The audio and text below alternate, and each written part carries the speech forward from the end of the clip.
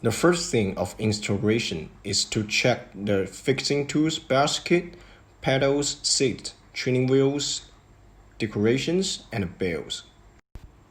Please distinguish the training wheel for the right side and the left side. You can see the letter mark on it. And remove the nut washer and installing the training wheel. Make it stable, adjust the angle, and put the wrench back and the nut. Use the wrench to tighten it up. Do it the same in the other side. When fixing the handlebar, put the handlebar insert of head tube, adjust the angle and height. Don't forget use the hexagon wrench to tighten it.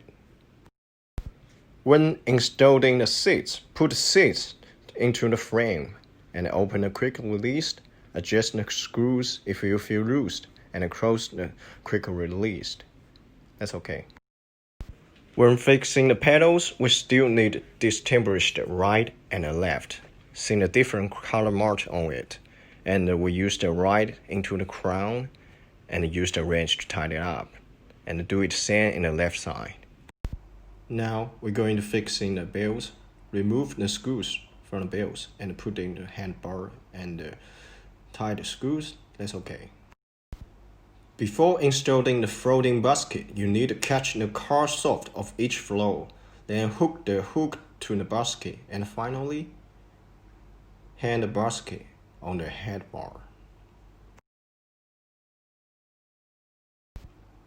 Put the decoration to the handbar, and fit the kites to the front wheel and the back wheel.